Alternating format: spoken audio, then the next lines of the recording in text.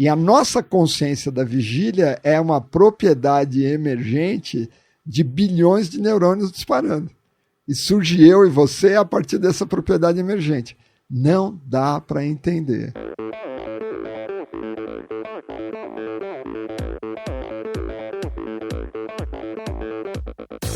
Hi, this is Brett Sutton. Eu sou a Vivi Faveri. Olá, aqui é o Emerson Zerben. Sou o Nicolas Sessler. Aqui quem fala é Vitória Lopes. Aqui é o Thiago Drius. E esse é o Endorfina Podcast. Good luck to all this season. Sou Michel Bogli e aqui no Endorfina Podcast você conhece as histórias e opiniões de triatletas, corredores, nadadores e ciclistas, profissionais e amadores. Descubra quem são e o que pensam os seres humanos que vivem o esporte e são movidos à endorfina.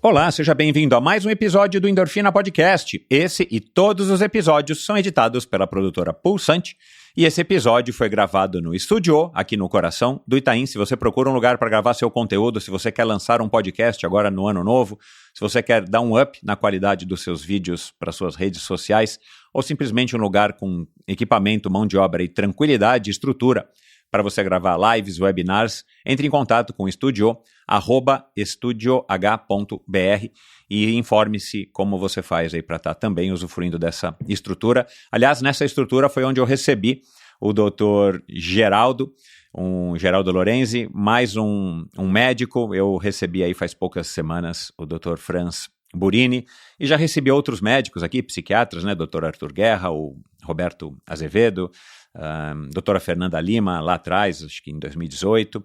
Enfim, já recebi aqui alguns médicos e os médicos têm sempre, além de ser uma história, são histórias muito interessantes que eles contam. Claro, eles são pessoas super inteligentes e me desafiam e me colocam muito para refletir.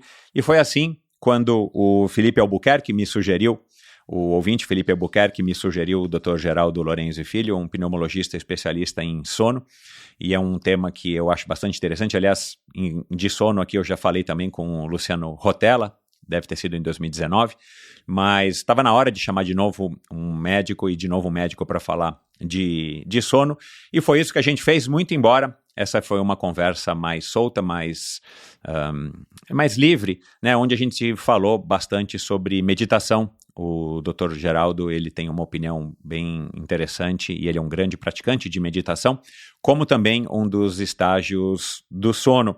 Então a gente falou dos níveis de... Não é estágio do sono, perdão. Níveis de consciência, já estou eu aqui me embananando. Níveis de consciência, então ele vai explicar aqui quais são os níveis de consciência que a gente tem. A gente fala de recuperação física, a gente fala de apneia, a relação dele com os esportes, ele que já correu inclusive uma São Silvestre.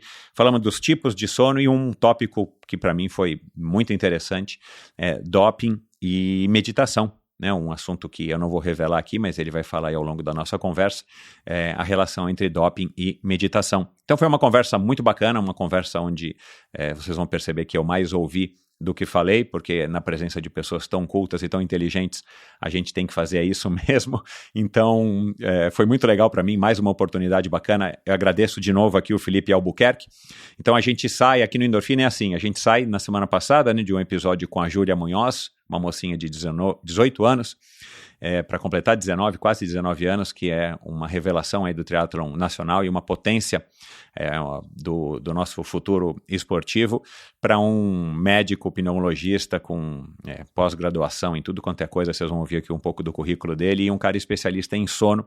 Então aqui é só no Endorfina que você ouve esse tipo de variedade de convidados, e sempre todos com histórias muito interessantes. Como eu digo, né, quem é que não gosta de boas histórias? Então esse aqui é o propósito do Endorfina. Se você é novo aqui, seja muito bem-vindo, seja muito bem-vinda, e sinta-se à vontade para estar navegando em todo o vasto catálogo de convidados que já passaram pelo Endorfina. Entre esses que eu já falei, você vai encontrar um monte de outros convidados. Basta ir lá nesse agregador de podcasts que você está usando aqui agora, né, e procurar lá no catálogo do Endorfina, ou no meu site, ou no @endorfinabr no YouTube. Esse é o meu canal no YouTube, meu endereço no YouTube. Você encontra lá todos a essa altura do campeonato, já mais de 350 episódios. Tem muitos episódios especiais, por isso que a numeração desse daqui é 331, mas tem 20 e pouquinhos ou 20 episódios especiais.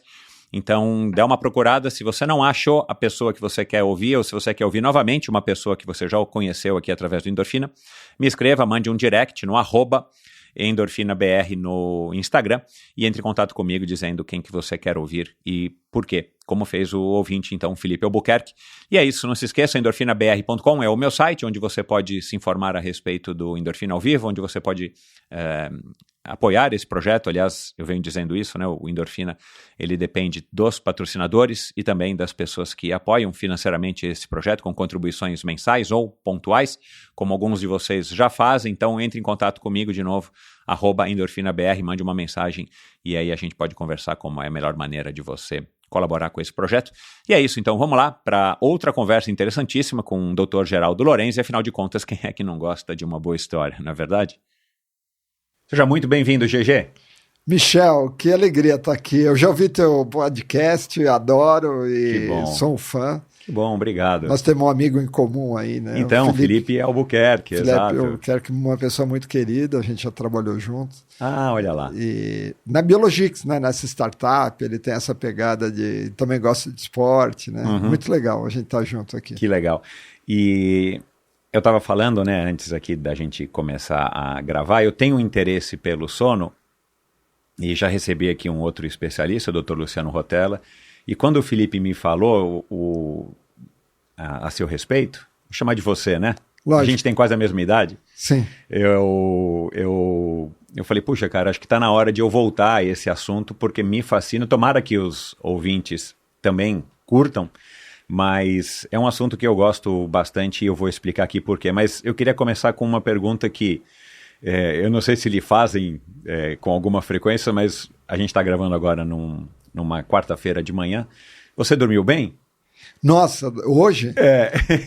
Peguei no sono super rápido, mas aí eu comecei a acordar às 2, às 3, eu precisava acordar às 5 da manhã. Hoje, às 5 da manhã, eu fiz minha meditação, eu faço meditação todo dia de manhã. Eu quero falar disso. E depois aí... a Letícia, minha personal, veio em casa, fizemos 1 hora de treino e aí vim para cá. Ah, legal. Você mora aqui pertinho, né, do estúdio? Sim. Será que é no mesmo prédio do Dr. Arthur Guerra? Não sei. Que é um prédio de esquina com a Viradouro, com a Iguatemi? Não. Ah, tá. Não. Legal, que bom que é pertinho. Mas a questão do sono é uma questão que eu acho, né, e eu queria ouvir bastante a sua opinião, que é um pouco subestimada para a maioria das pessoas. E eu acho que o atleta, ele tem também essa, como é um retrato, né, é uma fatia inserida dentro da população, as pessoas que praticam esporte com maior ou menor intensidade, as pessoas acabam negligenciando um pouco, talvez, as pessoas se preocupam com o relógio, com o equipamento, com o treino, com o personal, com a academia, com agora o recovery, todo mundo tem um relógio que mede tudo no braço, né, que custa uma pequena fortuna. Mas, eventualmente, eu acho que eles não analisam a qualidade do sono ou a característica do seu sono para ver se isso também pode ser um fator que esteja impedindo eles de desempenharem, não somente esportivamente, mas na vida como um todo.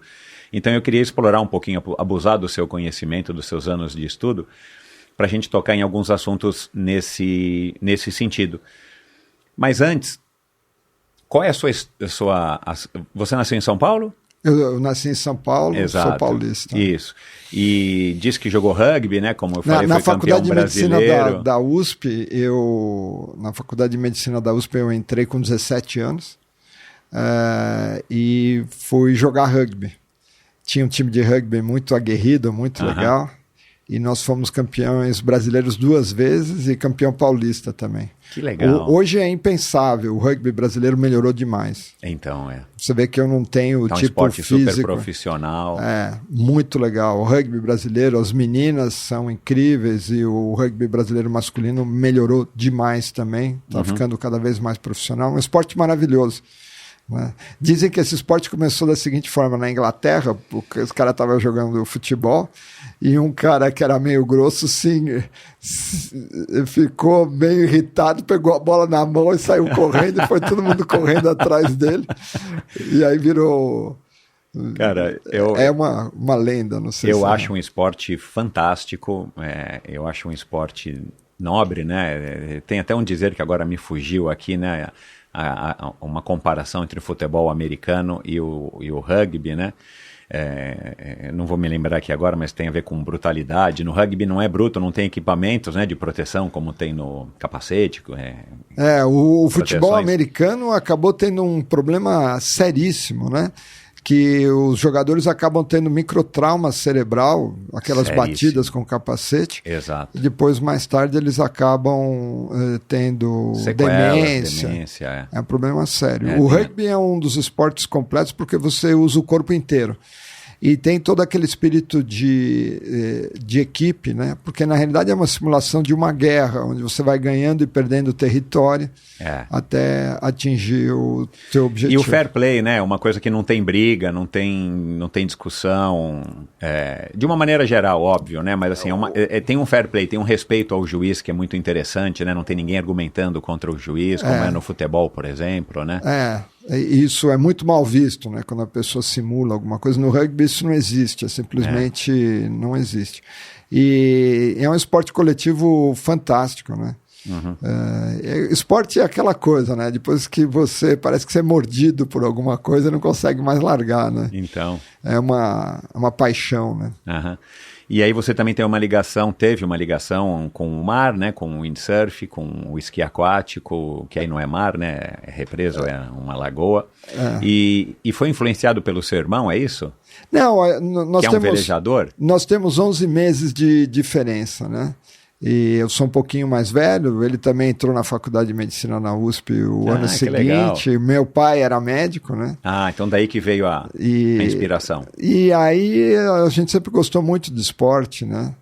E é muito gostoso. A água é uma outra dimensão também, né? Então. O windsurf, por exemplo, você tá sozinho, né? Você sente o vento porque você segura a vela na mão. Literalmente, E meu irmão acabou sendo campeão de pinguim, né? Ele velejava junto com um pessoal muito bom lá do Clube Alemão, né? Na represa Guarapiranga, o Marcelo. E, enfim, a gente sempre gostou muito de esporte. Hoje em dia, eu gosto de correr também. Eu já corri várias São Silvestres, que legal. Que é uma coisa assim mágica, né? Brincadeira. Chegou a correr à noite? Sim, a primeira vez que eu corri, igual a mim. Eu entrei na Paulista perto da meia-noite e começou a ter os fogos. Igualzinho a mim, então a gente corria no mesmo ritmo. É uma sensação que vale a pena, né? Maravilhoso, né? E a São Silvestre é aquela coisa, né? Que você vê o amálgama da sociedade, porque tem gente de todas as tribos. O esporte é isso, né? Ele atrai gente de todas as tribos, né? E você tem alguma coisa em comum, que é a questão do esporte, né? Não, e a São Silvestre ainda hoje é assim, mas à noite ela tinha essa característica que estava, né? Tem muita gente que passa na rua, nas calçadas, na frente das suas casas, então tinha essa característica também de que as pessoas estavam já festejando, né? Aquele pré-Réveillon ou pré-virada do ano na rua e a gente passando, correndo e gente de tudo quanto é tipo também, porque passa pelo centro da cidade, quer dizer, eu tenho memórias muito boas da São Silvestre. Muito legal, muito legal. Eu me lembro, uma vez eu estava lá no centro da cidade e aquelas moças que não são de boa família lá assistindo, se divertindo, e aí uma delas gritando: corre logo, seus galos velhos, porque os caras já chegaram. E eu ri, né? Mas engraçado que teve um cara que estava lá do meu lado e ficou bravo. Vem cá correr, então. E é muito engraçado quando você corre uma corrida assim com muita gente, você percebe que é você com você, porque tem gente correndo muito mais rápido, você nunca vai ganhar. Você não tem parâmetro nenhum, né? Porque é tanta gente, né? O tempo inteiro. É muita gente. Tenho saudade da São Silvestre, tenho saudade dessa época da São Silvestre noturna. Eu cheguei, acho que correr uma ou duas que era de tarde, né? Não lembro se era de manhã, depois passou para tarde. Ou era de tarde, depois passou para de manhã. Mas... E a medicina, então, foi um caminho natural, já que o pai era médico. Meu pai era médico, ele tinha um consultório na frente da casa, ali na Zona Leste, Rua Congonhas, 101. Meu pai foi um médico lendário, assim, ele adorava medicina, ele achava que não existia nenhuma outra profissão além de medicina. O Dr. Geraldo Lorenzi. Dr. Geraldo Lorenzi, na Zona Leste, o pessoal conhece ainda muito ele. E eu tenho um primo que é médico também, urologista, e ele falou assim, nossa, outro dia encontrei um senhorzinho, uma senhorzinha, e eles começaram literalmente a chorar quando falaram assim, não, o Geraldo Lorenzi e tal. O pessoal perguntou, mas qual era a especialidade dele? Ele falou, não, médico. Como assim médico? Não, era médico, ele fazia ginecologia, obstetrícia, cirurgia, psiquiatria, dermatologia. Uau! Ele fazia tudo, ele era médico. Que legal. Tipo um médico de família, né? Que antigamente era bem popular, hoje em dia não sei se existe mais isso. É, cada vez mais difícil, né? Houve as especializações e tal. E a gente... Enfim, as coisas vão mudando, né? É. O Dr. Franz Burini, que esteve aqui, que é um médico do esporte, ele é um pouco cético nessa questão, ou crítico, não é cético, nessa questão do médico da família. Ele acha que a especialização é válida, até para que se entenda melhor sobre aquela determinada questão, né, aquele determinado assunto dentro da medicina, mas ele acha que, em alguns aspectos, falta também um olhar um pouco mais amplo do indivíduo, né? Você não vai olhar só o pulmão da pessoa, as vias respiratórias, já que você é um médico pneumologista, você tem que olhar o contexto, né? Então tem que ter esse equilíbrio, né? Eu fiquei 2 anos fazendo medicina do sono em Toronto, no Canadá. E nos maiores lugares, nos lugares organizados, você não chega direto no especialista. Você tem que passar por um clínico geral. Você está gripado, você fala assim, eu acho que eu vou num otorrino. Eu acho que eu vou num pneumologista. Não é assim. Você vai primeiro num médico que gerencia a coisa. Porque a maior parte das coisas ou resolve sozinho ou resolve muito fácil. E as pessoas, e o especialista...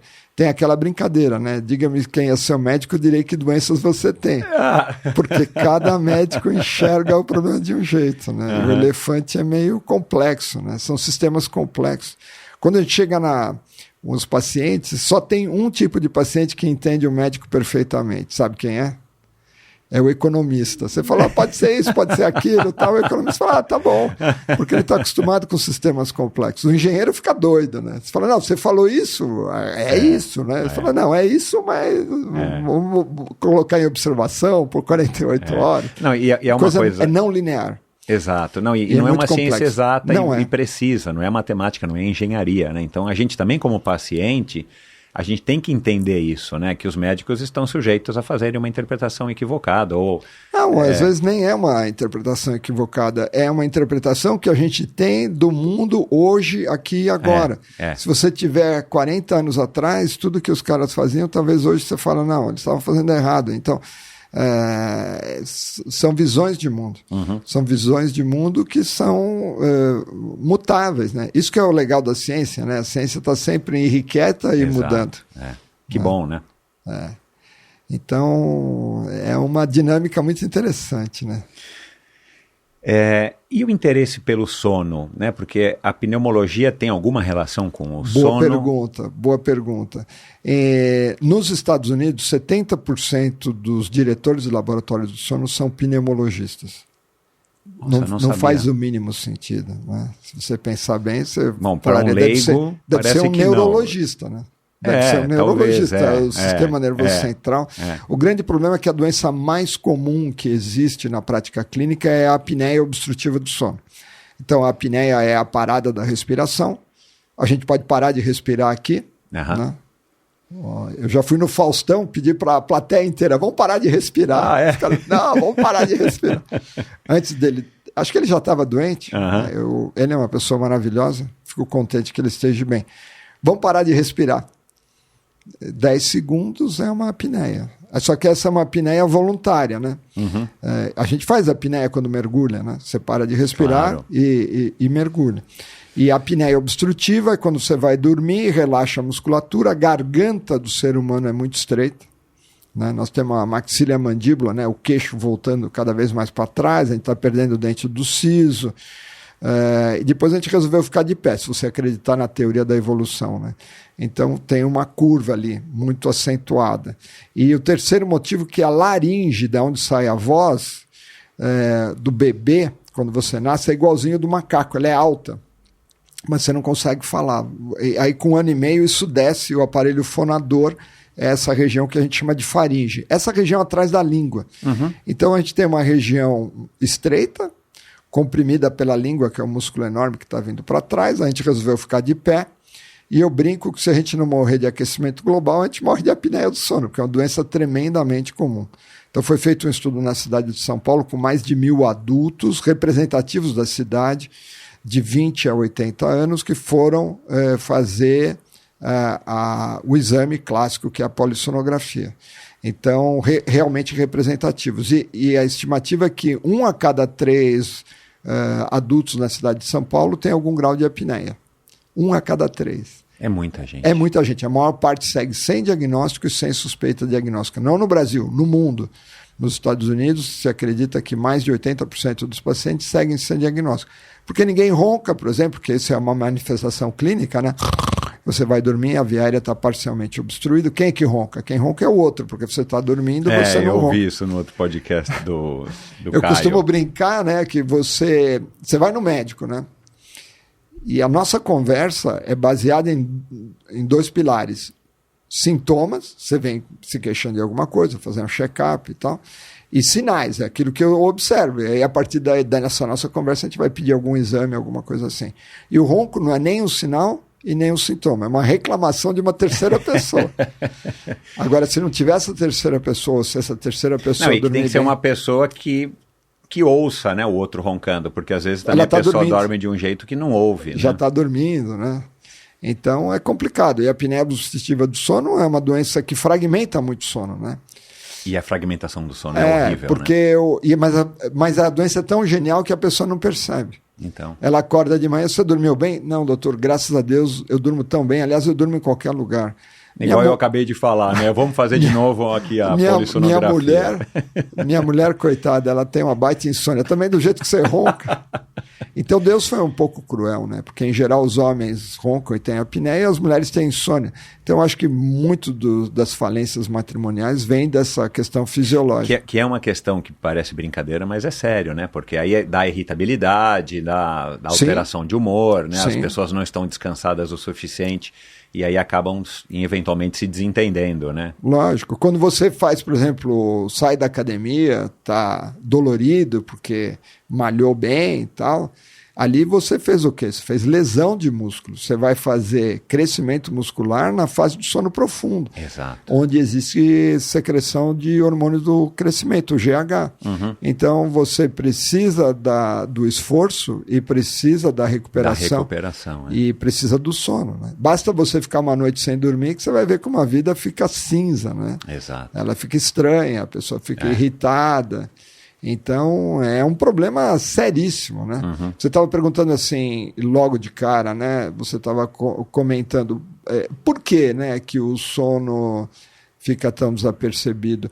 Eu comparo o sono com a face oculta da lua, sabe? É um lugar que está lá, mas a gente não vê, porque você está dormindo.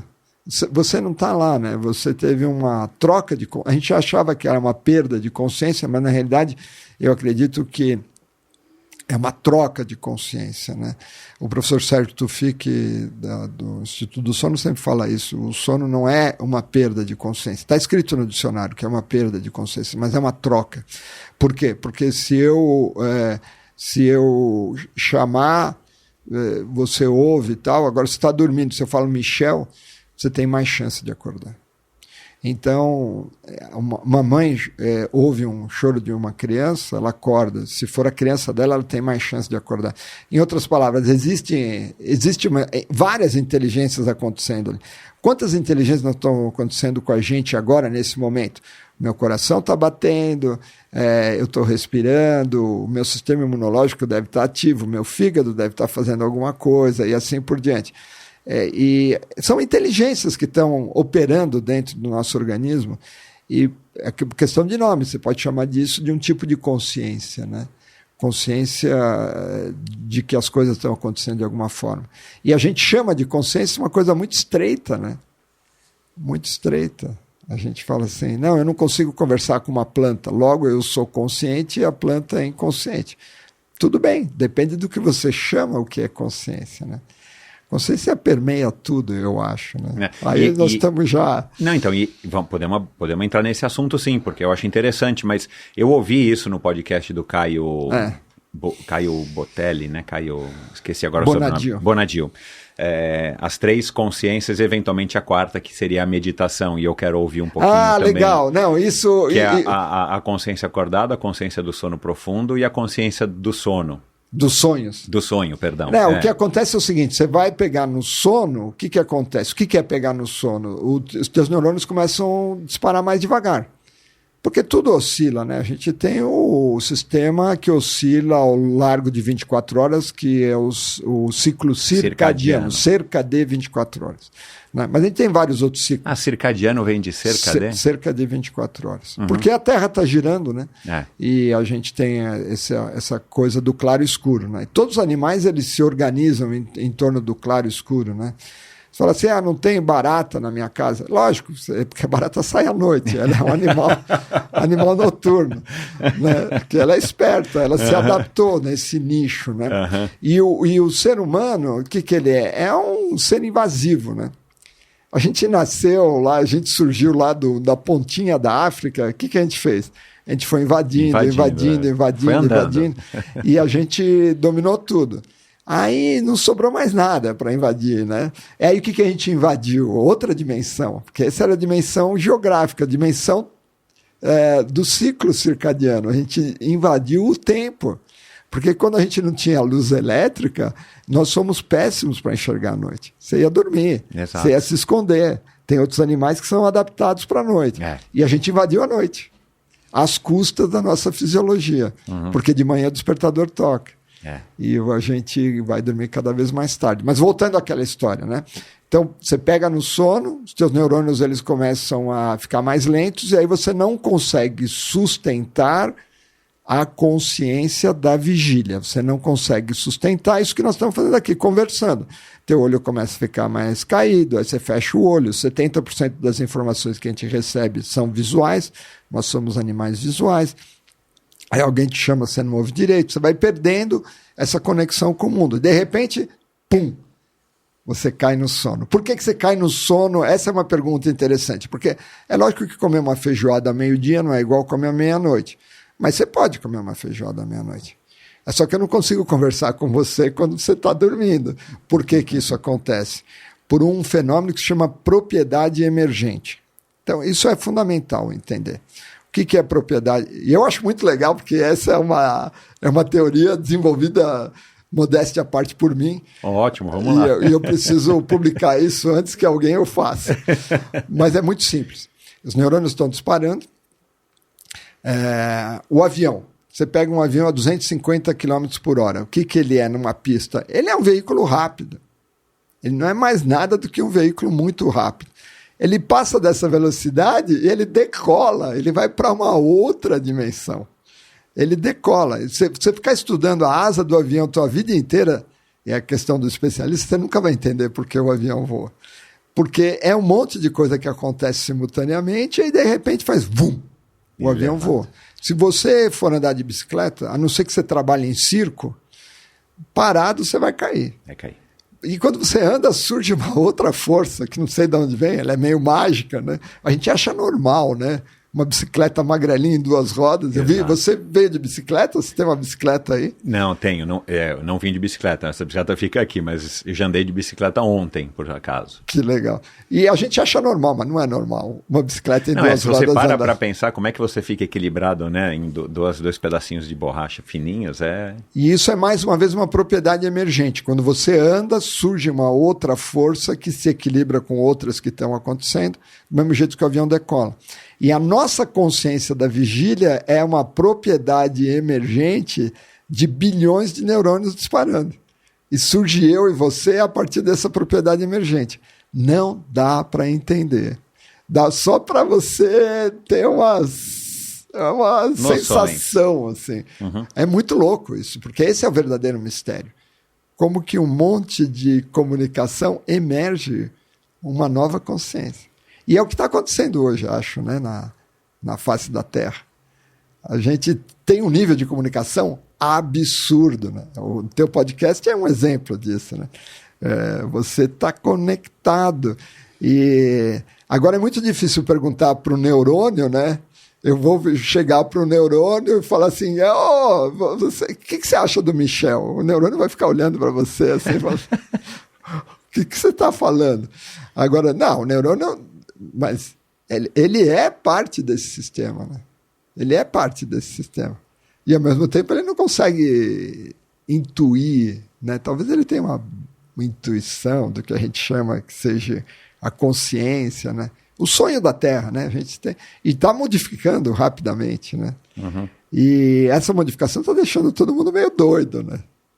Ou você vai para frente ou você vai para trás. Ninguém vai ficar parado. Uhum. Nós estamos meio que indo para trás, né? Isso por conta do excesso de estímulo, principalmente por essa necessidade, né, da nossa cultura. Você tem que produzir, que o sono você não produz, né? Então você tem que produzir, você tem que trabalhar Nós mais, você quer ficar mais animais ricos. da vigília, né? Animais da vigília, porque nós somos muito externos, né? Tem duas fontes, né? Então, o sono é um momento que você vai para dentro, você não vai para fora, né? Então, é um encontro total de você com você mesmo, não tem mais ninguém lá, né? Não dá para reclamar do não sei o que lá, você tá... E aí você entrou no sono profundo. Esse sono profundo é muito mágico, porque se você acorda, você não lembra, em geral, você não lembra de absolutamente nada.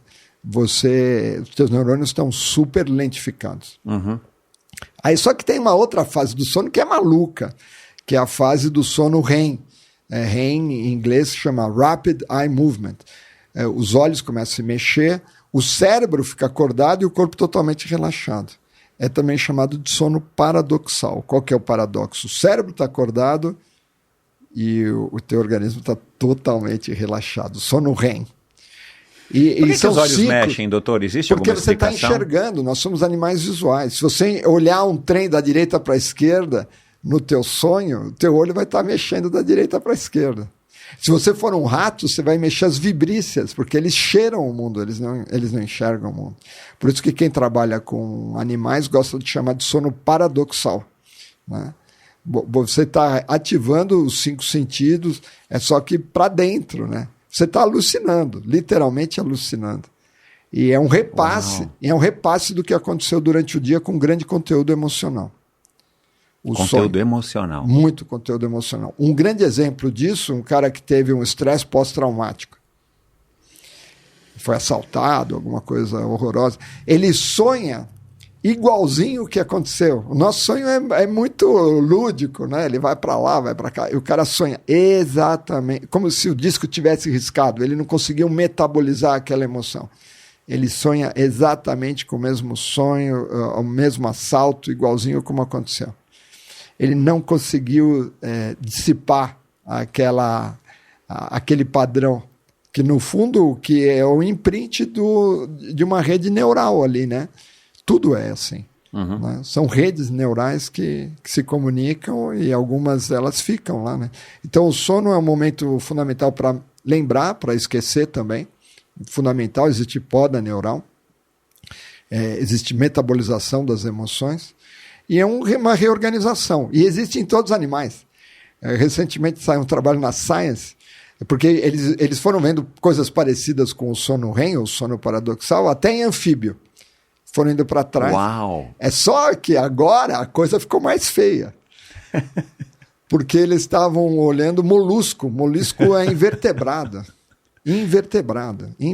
Ele não é parente nosso por nada. Eles seguiram outro caminho. Eles têm muitos neurônios grandes, tal, mas eles resolveram seguir outro caminho. Mas descobriram já alguma coisa se os molluscos sonham? Dormem? Com certeza todos dormem, porque tem o padrão de estar mais ativo e menos ativo. Só que quando ele está... E ele muda de cor. Só que ele estava totalmente parado, como se estivesse dormindo, e ele muda de cor. como se fosse ele atuando na vida real, publicado na Science. Então, e aí a pergunta é, por que as pessoas sonham? Porque o sono profundo deu para entender. Você está cansado, uma hora o neurônio vai ter que... recarregar as baterias. Recarregar a bateria. E por que tem esse sono paradoxal? Porque você está perdendo tempo, você está gastando energia. Se todo mundo tivesse 4, 5, 7 horas de sono profundo por noite, teoricamente seria melhor, né? E por que tem o sono REM? Por que tem esse sono que você ativa o cérebro e está totalmente vulnerável? Porque você não está no mundo. Porque o sono, teoricamente, não é uma fase muito vantajosa. Porque as duas coisas maiores que a gente faz na vida é se proteger, se alimentar e se reproduzir. Não dá para fazer isso dormindo. Não dá para fazer dormindo. Né? Então, por que você vai perder tempo com esse sono paradoxal que o cérebro está acordado e o corpo totalmente relaxado? Só tem uma explicação. A explicação é simples. Existe uma vantagem evolutiva para isso acontecer. Porque isso acontece em animais que não são nem parentes. E a vantagem evolutiva o que é? Para você reorganizar teu cérebro. Você reorganiza, porque você recebeu um monte de informação. Tem a ver com a memória. Tem a ver com a memória, com o jeito que a gente lida com o mundo lá fora. Tem a ver com o jeito que a gente lida com o mundo lá fora. São só padrões, né? Porque eu estou te vendo aqui, você está me vendo. Você fala, que besteira. O Michel está aqui, o Geraldo está aqui. Mentira. É mentira. É mentira, sabe por quê? Por quê? Porque isso aqui, a onda, né? A luz bate no olho, na retina, e dali por diante só tem descarga neural. Ah, tá. É uma loucura. Quer dizer, é um modelo que eu enxergo do mundo que faz sentido. Sabe por que dá certo? Porque nós somos animais da mesma espécie, nós temos os mesmos aparatos. O cachorro deve estar aqui, ele deve ter outras ideias sobre esse ambiente. Ele vai cheirar, ele vai ver quem esteve aqui, ele tem outras ideias. Mas a gente, como nós temos uma consciência muito estreita, né, a gente não consegue enxergar isso. Né? Imagine uma bactéria. Mas a bactéria não tem consciência. Espera aí, você vai olhar uma célula, a quantidade de informação, de coisas que estão acontecendo lá, é absurda. Você acha que ele não tem consciência? Ele não tem a minha consciência. Exato, Ele não tem a minha. Então é a mesma coisa que achar que a Terra é o centro do universo. Uhum. Achar que a nossa consciência é o centro do universo. Achar que a nossa perspectiva é a perspectiva válida e única que existe. Aí voltando, né, a tua pergunta que você fez. Né? A gente tem, então, acordado, você está com os 5 sentidos, você está atuando no mundo, você está se alimentando, se reproduzindo e se fazendo protegendo. As coisas. Você está vivendo. Aí você entra no sono profundo, porque você foi obrigado, porque você tem que descansar os neurônios. Aí você tem essa outra fase que é muito maluca, são ciclos de 90 minutos nos seres humanos que terminam com a fase REM. E aí no bebê, essa foi uma história recente, né? É uma ideia minha, de novo. Eles não gostam muito quando fazem polissonografia, muitas vezes, que existe a vigília relaxada. Vigília relaxada é o seguinte, o bebê está quietinho e dá a impressão que ele está dormindo, as ondas cerebrais você fica meio confuso se está acordado ou dormindo, mas ele de fato está acordado. Com os bebês. Então o que ele está fazendo lá? Meditando. Ele deve estar olhando para o mundo interno. Ele certamente está olhando para o mundo interno. Então a meditação não é uma coisa extraordinária, tal. É uma coisa que é natural. Porque eu olho para o meu mundo interno sem estar sonolento e sem estar ansioso andando por aí. Eu estou olhando para o meu mundo interno. Segundo o Lama Michel, que é um lama... Não sei se você conhece. Conheço. Ele é maravilhoso. Conheço, assim, já ouvi falar, já li a respeito. O Lama Michel foi reconhecido. Já ouvi ele. Ele é de São Paulo, né? Então ele fala a nossa língua, mas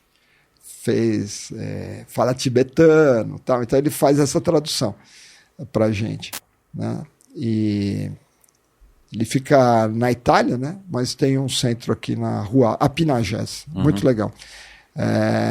E ele fala que a meditação é uma familiarização com a sua mente.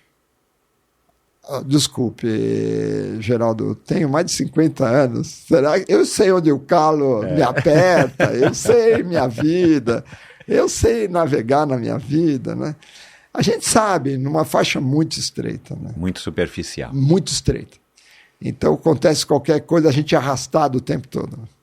A gente é arrastado pelas emoções, a gente está o tempo todo focado no eu e no meu, né? Esse é o grande mal da humanidade, né? O eu e o meu. Né? Você pega uma pessoa deprimida, tal, não sei o que lá, é uma pessoa totalmente autocentrada, né? Porque aquela coisa é muito importante, é fundamental, né? Então, o exemplo, né, da meditação, você pega um pouquinho de sal, joga no copo d'água, assim, toma água, fala, nossa, que água salgada, né? Aquele, digamos que seja o veneno mental. Aí você joga num lago enorme, toma água, não aconteceu nada. Então, se você muda os teus pontos de referência, você percebe que nós estamos aqui de passagem, né? Nós somos uma bolha de sabão numa corredeira. A gente pode... Lá nas cataratas do Iguaçu, né, que estão agora com uma vazão recorde. E a gente sabe que todo mundo vai chegar lá no fundo e tem uma queda. Mas a gente finge que não existe, né? Morte não é comigo. Não, falar de morte é uma coisa muito chata, tal. Não, você é um chato, só fala de morte e tal. Não, a morte é o nosso maior conselheiro. Né? Sabe o que eu descobri recentemente? Tem um aplicativo, né? Que todo dia ele desperta dizendo, você vai morrer. Que legal. Eu esqueci o nome, eu fiquei com ele no celular há um tempo, mas não me trouxe nem vantagem nem desvantagem. Eu falei, isso aqui vai ficar pitando toda hora, me gera ansiedade, que horas que o negócio vai... E vem uma frasezinha, né? Você vai morrer... E não sei o que lá. Eu preciso lembrar o nome. Tem essa filosofia, né? Porque é cultural, né? Pelo menos a nossa cultura ocidental, pelo que eu entendi. O meu pai conta uma história genial, né? Que veio uma filha com uma senhora japonesa no consultório dele. E ele falou, eu vim aqui, minha mãe está com câncer terminal.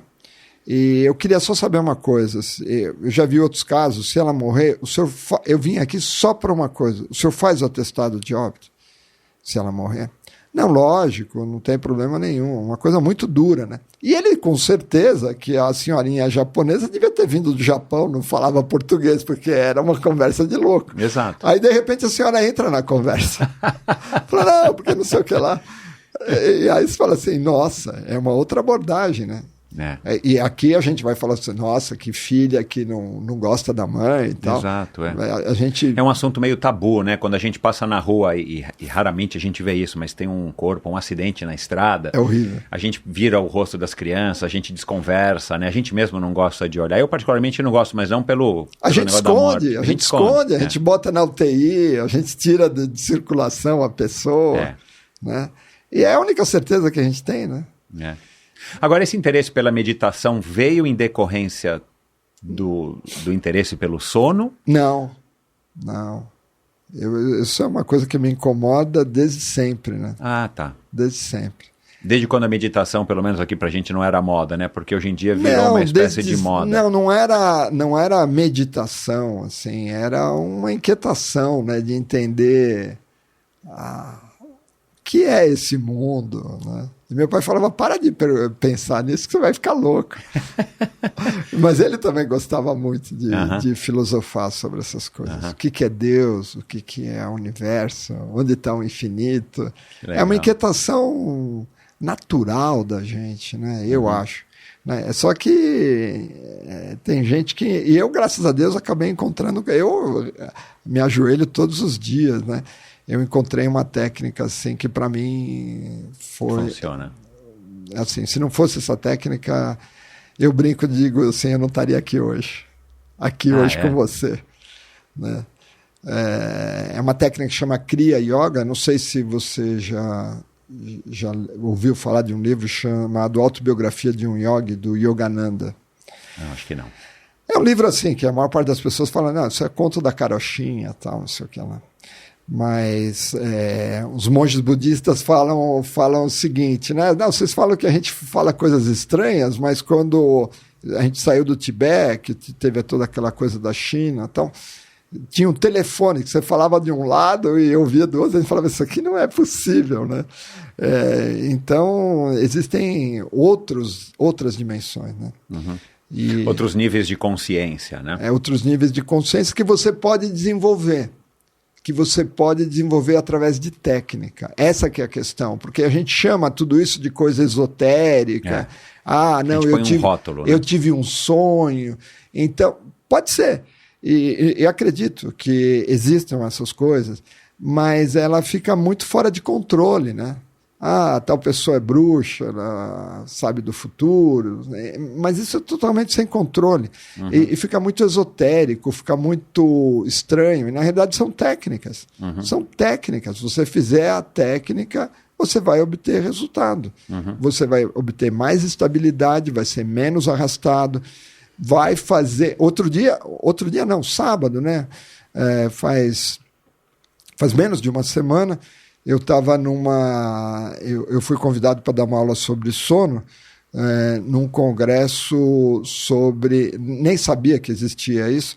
Congresso sobre injetáveis. Os injetáveis são essas substâncias que você injeta nas articulações, anti-inflamatório. Houve uma mudança brutal, né? E tem muita coisa boa para os atletas. Mas aí era um congresso assim, um pouquinho menos médico no sentido. E aí eles estavam falando muito de atleta, de alta performance, do que é doping, né? E aí alguém falou assim, não, no limite, meditação é doping. Ah, se meditação é doping, significa que funciona. Sabe por que meditação não é doping? Porque não é uma coisa exógena que você pega de fora, é uma coisa que você faz. Vai ser uma habilidade. Uma habilidade que você desenvolveu. Se isso se tornar popular, ou já pode ser para alguns atletas, é uma habilidade desenvolvida. E tem uma... Então, o que é meditação? A gente falou que é familiarização com a mente. E tem um vídeo curtinho do Djokovic, ele falando o seguinte, assim... Falam que o ideal é você estar 100% concentrado e não deixar nada entrar, que é assim que você tem o melhor jogo. Ele falou, para mim, isso nunca aconteceu. O que acontece é o seguinte, quanto mais eu treino, mais rapidamente eu reconheço que estou fora da minha concentração máxima e eu volto mais rapidamente com mais força. Então, na realidade, o que é meditação? É um treino de concentração. É um treino de concentração. E o que é o esporte? É uma meditação em ação. O que é a nossa vida?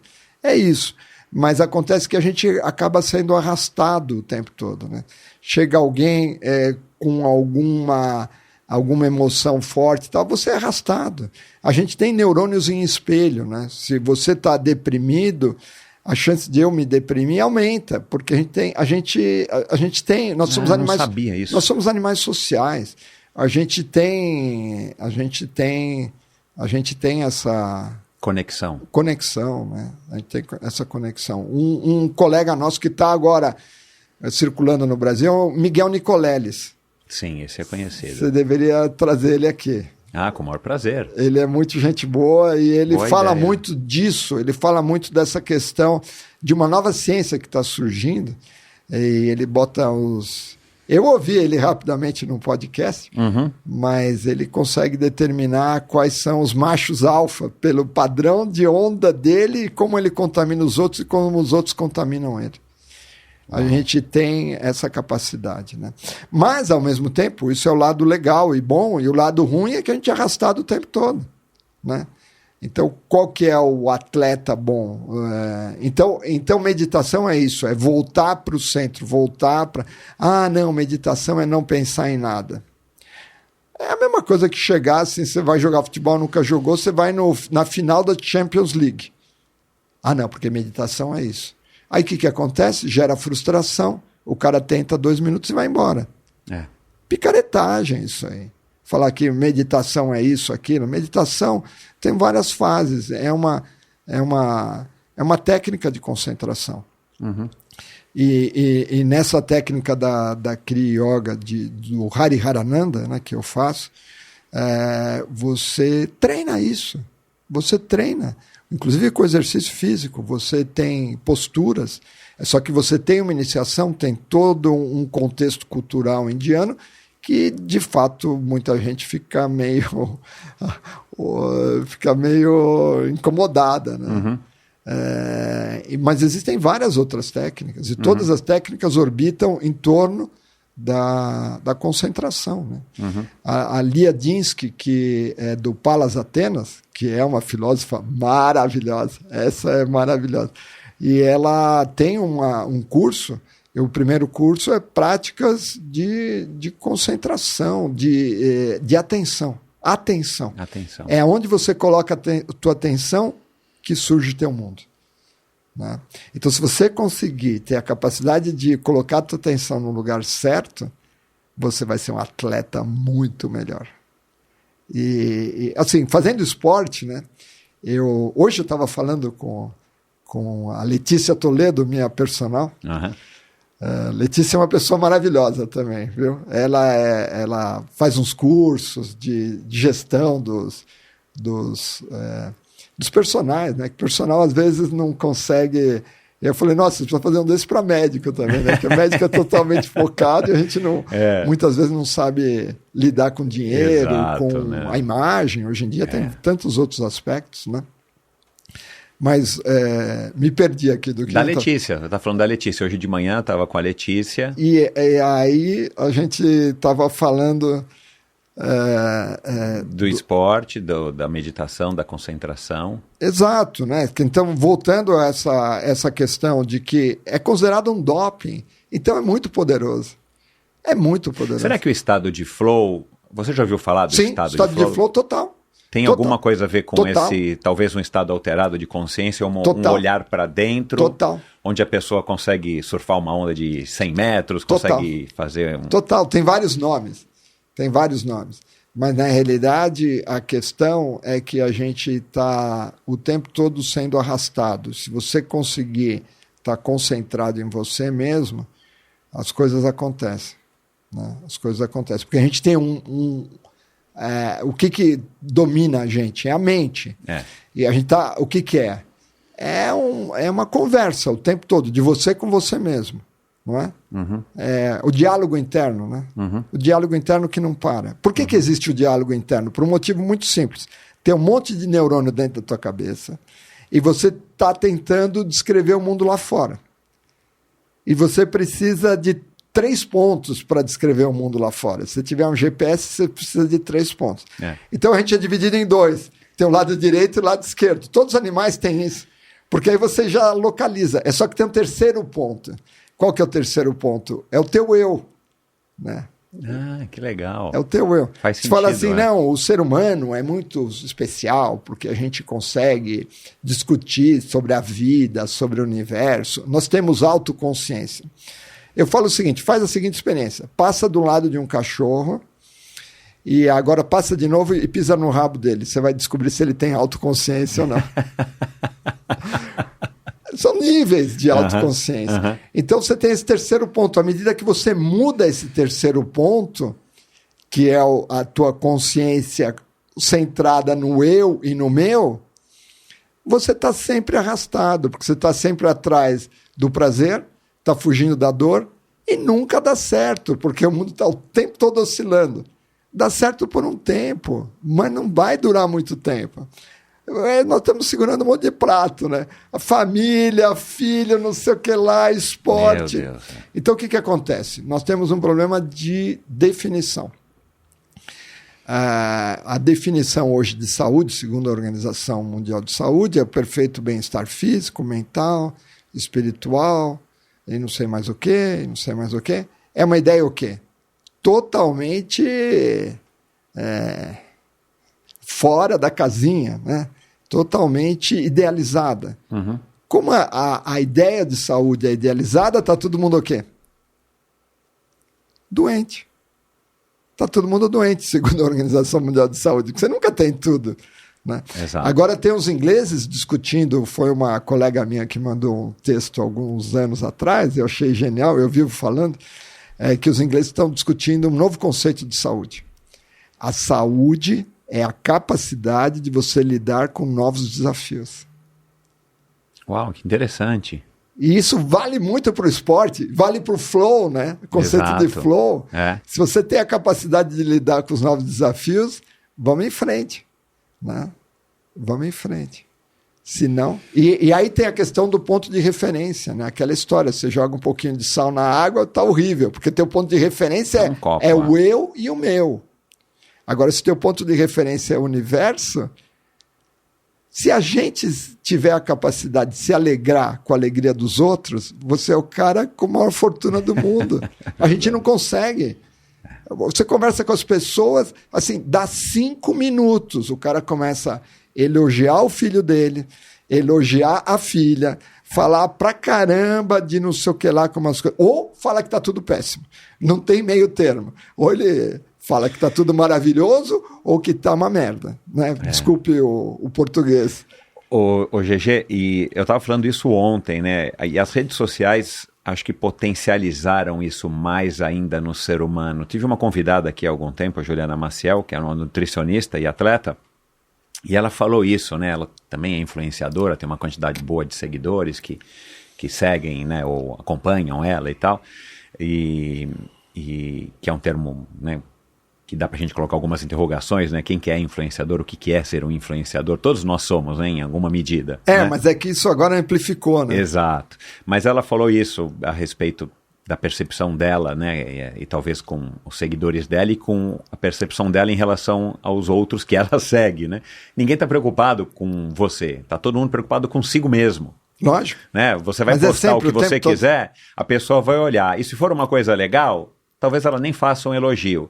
Mas eventualmente ela vai te desdenhar, ela vai te criticar porque você está com essa camisa azul, porque você falou isso, porque você falou assado. E eu estava falando isso ontem, né? Fui convidado de um outro podcast de uns amigos. Eu acho que as redes sociais potencializaram muito isso. As pessoas elas estão voltadas para esse egocentrismo exagerado, que tem um pouco de sobrevivência aí, a gente entende até um certo nível, né? Assim, eu preciso me cuidar para depois cuidar dos outros, eu preciso estar bem para depois estar bem para os outros. Mas eu acho que as redes sociais são um exemplo muito palpável desse egocentrismo, no sentido de que elogiar pouca gente elogia, mas criticar as pessoas criticam, né? E essa dualidade agora recentemente política, que está não só no Brasil, mas no mundo, essas coisas de que eu sou do A, você é do B, então a gente não tem nada a ver, às vezes isso aconteceu dentro de famílias, né? Total, pai absurdo. e filhos, quer dizer, um negócio que... Esse é um arrastamento emocional, né? Que as pessoas sabem, os políticos e as religiões, eles sabem trigar aspectos de você, né? E sempre parte do princípio de que eu tenho a minha tribo, o meu eu, ou eu e o meu, ou a minha tribo é mais importante, é melhor, e é o jeito... E colocando o outro num outro lugar, né? Como se não pertencesse Exatamente. a esse ambiente, ou esse mundo, à sua tribo. Exatamente. E quando você percebe que somos todos da mesma tribo, né? Desde a bactéria até as coisas invisíveis, né? Porque, assim, da onde a gente surgiu, né? Nós partimos de um paradigma de que a nossa consciência ela surge daquela história lá da propriedade emergente, dos montes de neurônios, e esse é o nosso paradigma. Uhum. Mas se você pensar bem, não faz muito sentido, né? Porque quando você olha para uma célula, já tem um mundo absurdo acontecendo.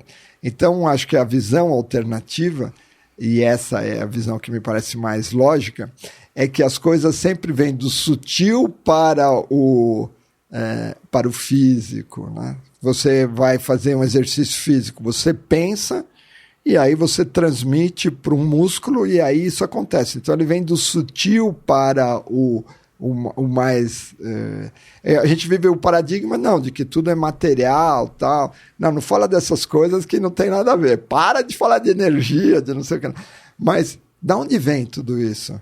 É muito simples. A coisa vem de uma coisa sutil para a coisa mais material. Uhum. A partir dessa visão fica muito claro. Uhum. Então, e aí a hipótese, né, é de que a consciência permeia tudo. Permeia tudo. Uhum. Né? É muito simples. É totalmente simples. É só uma hipótese, né? Uhum. Mas a gente não tem hipótese nenhuma, né? A gente vive uma religião. Nossa religião que a gente vive hoje é da ciência. Acho que a ciência vai resolver tudo. Mas a ciência é mecanicista. Ela resolve como as coisas funcionam. Mas ela não entende o porquê. Ela nem se propõe a perguntar porquê. Ela se propõe a entender os mecanismos, mas não o porquê que isso acontece. E é muito simples. Na hora que você entende, é tão simples. Existe uma consciência difusa que está... E aí existe uma outra característica que é a característica fractal. O que é o fractal? É que cada parte mimetiza o todo. Então essa consciência ela está mimetizada em cada uma das regiões. E é por isso que o meu mundo é meu mundo.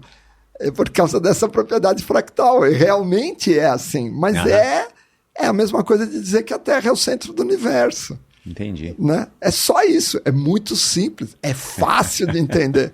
Então eu acho que um dos objetivos meu é estabilizar essas visões, que são muito simples, estão muito claras, estão em todos os lugares, estão em todas as religiões, estão em todas as... Está muito claro isso. E tentar divulgar e, ao mesmo tempo, eu viver uma vida de acordo com essa história. Porque uma coisa é eu falar, né? Exatamente. Outra coisa é você tomar uma onda na cabeça e falar, não, tudo bem, só vou mergulhar aqui, né? E a partir do momento que você consegue estabilizar a tua consciência, as pessoas começam a perceber, falam assim, GG, você está diferente, o que foi? Eu falei, não sei. Porque o Lama Michel fala o seguinte, que a meditação é a mesma coisa que você colocar um saquinho de chá na água quente. Você põe e tira, aí você fica olhando para a água não mudou de cor. Você põe e tira, a água não mudou de cor. Você põe e tira, a água não mudou de cor. No quarto dia você fala assim, eu não vou fazer meditação porque isso não é para mim. Minha mente fica... É a mesma coisa que esporte. Exato. Você quer, é um treino. É um hábito, é um treino. É um treino da tua atenção. Se você fizer... Se os caras estão chamando isso de doping, significa que funciona. E funciona muito bem. Interessante isso, nunca tinha ouvido falar. Se o Djokovic fala disso exatamente da mesma forma. O que os caras falam é o seguinte, eu estava ouvindo aí um podcast do pessoal da linhagem budista, se não me engano. Falando o seguinte, eu vou fazer musculação. Como que eu faço musculação? Eu posso ficar com o músculo parado, né? Mas é muito mais fácil você fazer uma flexão. Vai e volta. Vai e volta. E o que o Djokovic falou e o que a minha experiência de meditação é exatamente isso. A tua mente escapa, você volta. Escapa, você volta. Você está fortalecendo o músculo. Ah, mas vai chegar um momento que você não pensa em nada. Tudo bem, eu não cheguei lá. Não conheço ninguém que chegou. Talvez o guru. Tibete, deve ter talvez alguns. O guru da nossa linhagem é uma pessoa muito especial. Mas ele vem para o Brasil, vem para São Paulo, ele fica recluso, ele não fala com ninguém. Ele está em outra vibe. Ele está em outra vibe. Então tem essa capacidade de realmente se conectar de uma forma intuitiva. Porque não é mais a conversa, esse diálogo interno, né? Mas é um treino. Se você começa a falar disso, as pessoas falam, não, pelo amor de Deus, esse cara é um chato, né? Eu tenho um amigo que... Porque tem esse estigma, né? É, uma coisa esotérica. Aí o cara... Exato, você vai fazer isso, mas agora então você vai abandonar o mundo, você não quer mais fazer isso. Não, pelo contrário, na Kriya Yoga, Kriya quer dizer ação. Então existe a ação e a meditação. Bacana. Vamos voltar um pouco aqui para a consciência então do sono? Nossa, nós já demos uma viajada, né? Mas eu falei no começo que eu ia contextualizar de onde que surgiu o meu interesse pelo sono. E foi exatamente quando eu comecei a fazer, em 1998, participar de corridas de aventura, que duravam 2, 3, 4 dias, dependendo da sua velocidade, e você tinha que lidar com a falta do sono. E aí a gente teve, na época, foi um médico, que eu não vou lembrar quem era, porque foi o começo das corridas de aventura no Brasil, então a pessoa que trouxe as corridas de aventura para o Brasil, o Alexandre Freitas, e infelizmente faleceu no ano passado, ele resolveu, como era uma coisa completamente nova para todo mundo que estava ali, era um esporte novo, recém-chegado no Brasil, eles trouxeram um especialista, que talvez tenha sido um especialista do sono, eu não me recordo, mas foi uma pessoa lá, num ambiente pré-evento, falar um pouquinho sobre o que seria melhor fazer. E aí, tô curioso. Era dormir os 20 minutos, de 20 a 30 minutos, e no horário que você tivesse mais sentindo que estava com sono, né? Para você dar aquela recuperada rápida, acordar de uma maneira que você não ficasse tão sonolento, para poder continuar performando e caminhando, remando, Que legal. escalando. E de fato, assim, eu passei alguns momentos, eu e todo mundo, né? Quem nunca teve aquele sono dirigindo, ou quem nunca teve um sono numa situação que você não podia dormir, né? Sei lá, no cinema, ou assistindo a um espetáculo, alguma coisa. Só que fazendo atividade física é diferente, porque você está exigindo do teu corpo um certo desempenho, um movimento, um reflexo, uma agilidade, uma coordenação. Então, nessa primeira prova, que se chamava Expedição Mata Atlântica, ficou notório, e algumas pessoas já passaram por aqui e relataram situações semelhantes da gente estar pedalando ou caminhando em algum lugar no meio da noite, porque à noite as coisas ficam piores mesmo, a gente Sim. enxerga mal, e de ver vulto, de ver um boi, uma vaca no meio da estrada, alucinações. Isso a gente chama de alucinação de fato, né? Total. E aí começou a surgir meu interesse, e depois... Isso tem um nome, chama alucinação hipnagógica, é do sonho, é como se o sonho entrasse na tua vigília. Exato, é essa sensação, é como se você, assim, não é muito agradável, assim, porque normalmente você está com muito sono, então não é uma coisa que você curte ver um ser humano ali, ou uma vaca, e aí quando você vê uma pedra, quando você vê a planta, uma árvore, e por aí vai. Mas eu tinha participado alguns anos antes de uma prova que chama-se Race Across America, tenho até aqui o troféu dela, que a gente, em revezamento, em 4 pessoas, a gente pedalou 5.000 quilômetros em 1994, dia e noite sem parar. Só que a gente tinha condições diferentes da prova de aventura, que você tinha que dormir às vezes no meio do mato, às vezes no frio, no calor, armar uma pequena rede entre as árvores. Você dormia no carro? Você dormia no carro. No carro de apoio. No carro de apoio, dormia sentado, dormia às vezes deitado em situações melhores, né? Tinha o trailer, o motorhome, que você podia dormir esticado, né? Que é uma posição que a gente prefere dormir, né? Pelo menos o ser humano. Vocês fizeram em 3? Em 4 pessoas. 4? Em 5 dias e 12 e cada horas. estirada de cada um era quanto tempo? Meia hora. Só meia hora? Só meia hora, pra gente poder render. E eu não sei se essa é a melhor técnica de fato, porque é óbvio que o rendimento vai caindo. Meia hora, porque aí você consegue 1h30. dormir, você consegue descansar 1h30. 90 minutos. Entre chegar cansado, suado, esbaforido. Não dá tempo. E voltar ao seu... 1h30. Exato.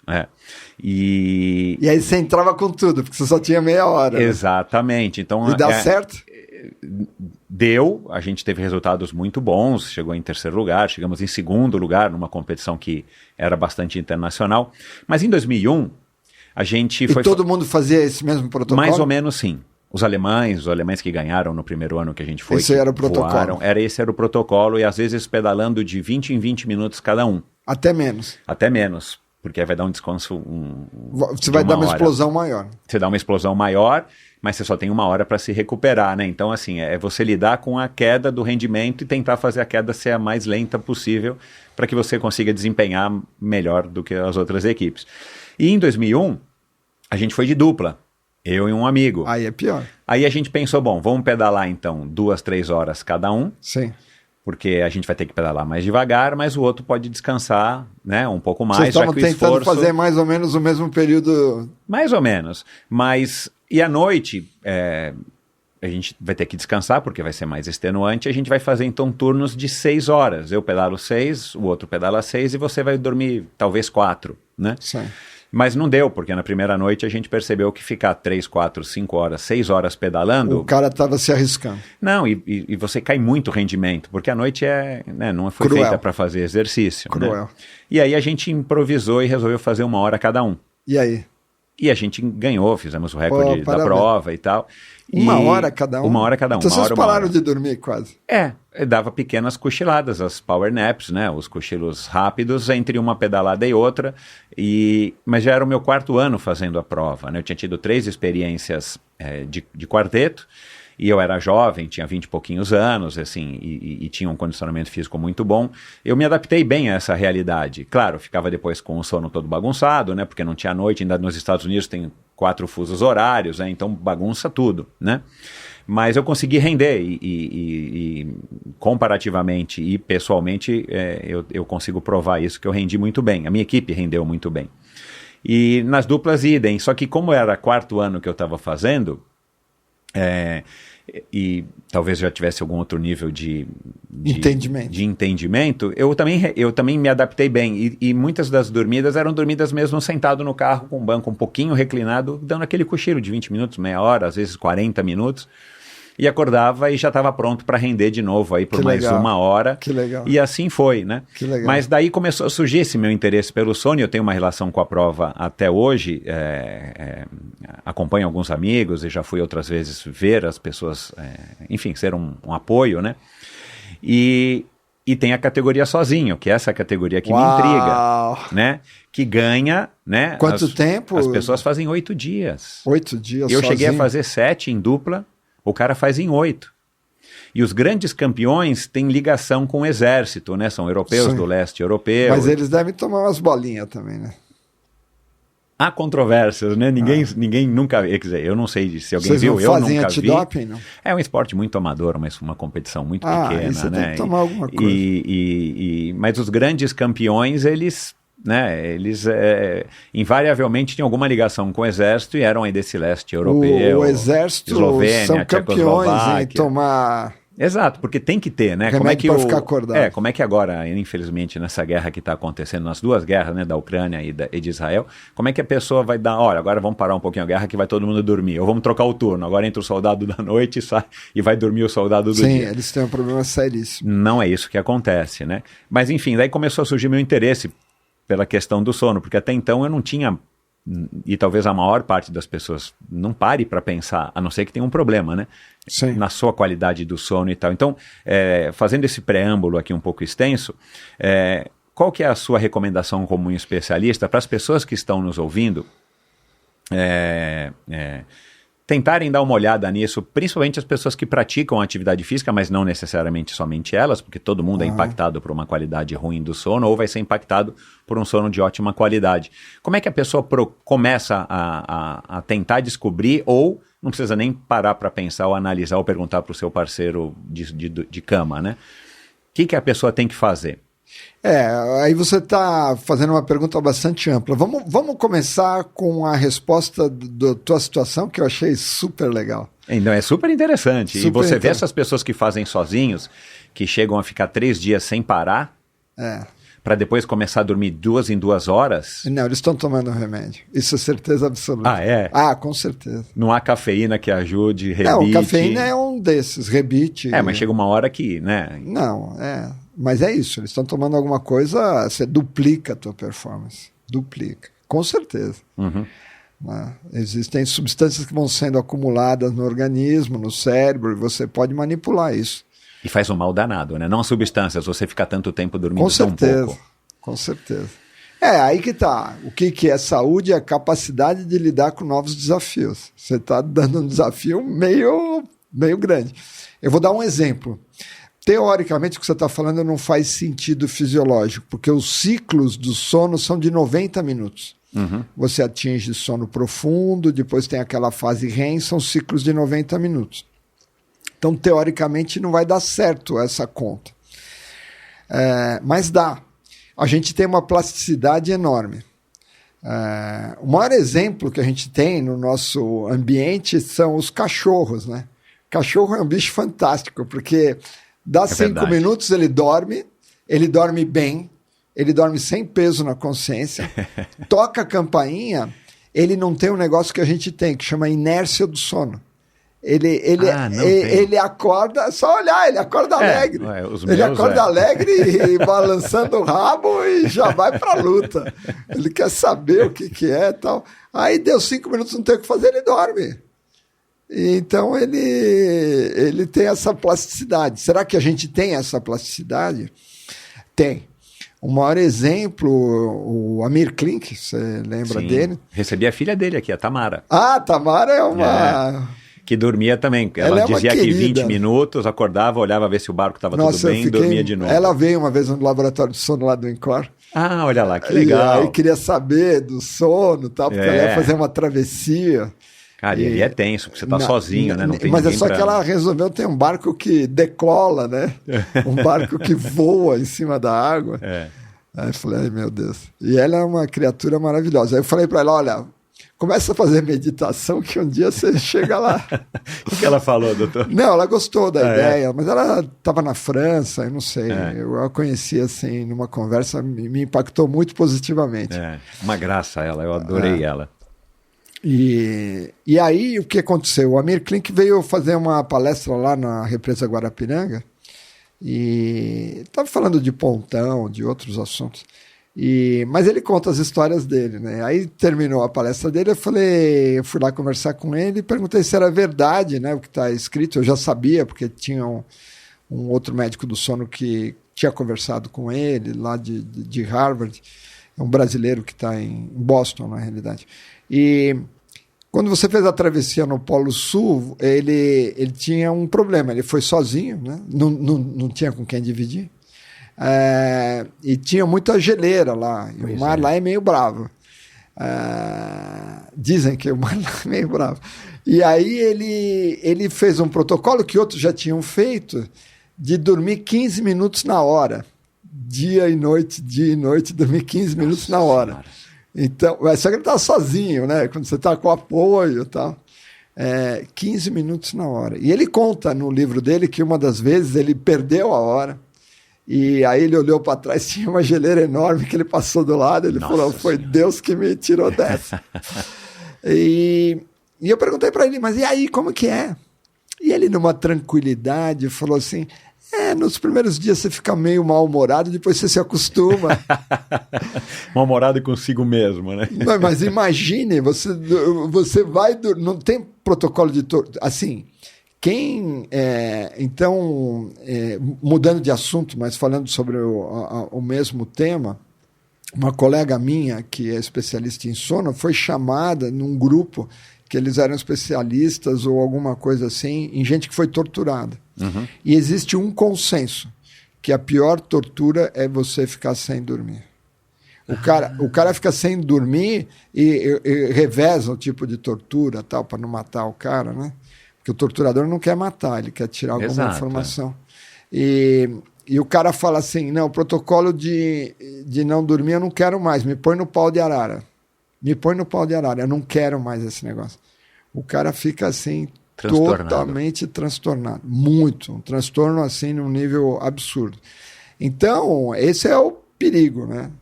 Você já sentiu, você começa a ter alucinação. A sensação assim. É ruim mesmo. Não tem nada pior. Basta você, assim, está chegando de um voo tal, os caras vêm com café da manhã, começa a acender a luz e fala assim, não, entre café da manhã e ficar sem comer e dormir, prefiro dormir de longe, porque é uma nutrição da tua alma, do teu cérebro, né? Uhum. E o que acontece? Ele fica privado de sono. Provavelmente. Por que ele ficou mal-humorado? Porque ele ficou extremamente privado de sono. E aí ele foi adaptando o organismo dele, provavelmente ele já entrava em sono profundo, já entrava em sono REM, e ele vai cortando esse sono superficial que a gente tem. 50% do sono que a gente tem é uma fase intermediária, e os outros 50%, grosseiramente, é o sono profundo, que são o sono de ondas lentas, e mais 25% o sono REM. Uhum. São dois sonos muito importantes para a reorganização do nosso cérebro. Uhum. Então ele vai cortando a gordura e vai ficando só com a picanha. Exato. Ele vai, então tudo isso é possível. Mas não faz sentido, pelo menos pensando aqui um pouco, você padronizar isso de hora em hora, no horário do nosso relógio. Você teria que padronizar isso de alguma maneira, avaliar em que não, momento... o Amir Klink fez isso, 15 minutos na hora, porque ele tem Então a plasticidade é o contrário, você impõe alguma coisa externa e se adapta. Entendi. E você se adapta. Eu achei que pudesse ser ao contrário, você tinha que se adaptar ao teu ciclo... Pode ser. Por exemplo, a gente sabe que depois do almoço a gente tem uma queda da temperatura corporal e a gente tem mais sonolência. Então se você tiver a oportunidade de dormir, talvez você se adaptar nesse horário, mas é só que você está impondo protocolos extremamente restritos, né? Você está botando o teu organismo no limite do limite, né? Porque além de tudo, acho que não faz muito bem para a saúde. Não, né? E isso no longo prazo ainda reduz a expectativa de vida do sujeito, né? Em decorrência dos problemas que podem surgir, né? Então agora exportando todo esse nosso papo para o cara que está aí ouvindo e que faz exercício físico e que está preocupado com a alimentação. E aí ele ouve falar dessas coisas do sono. O reloginho dele hoje já marca sono. A má notícia é que eles marcam mal se o sono é profundo, se é leve, mas pelo menos você tem uma ideia da quantidade de sono que você está tendo. Então, acho que respeitar os horários de sono, né? Lembrar que o sono é fundamental. E tem, às vezes, um conflito, né? Porque hoje eu acordei às 5 da manhã para meditar e para fazer exercício físico, para estar aqui, daqui a pouco tá lá no Encore, depois em outros lugares, né?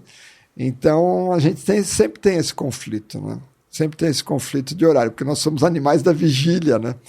E eu digo o seguinte, quer acordar cedo? Só tem um segredo, vai dormir mais cedo. Dormir mais cedo, é. Vai dormir mais cedo, vai dormir mais cedo. Você vai ter que cortar alguma coisa, você vai ter que cortar aquela coisa gostosa de ficar... O restaurante, a série, o cinema... A série, que você assiste mais livro, uma...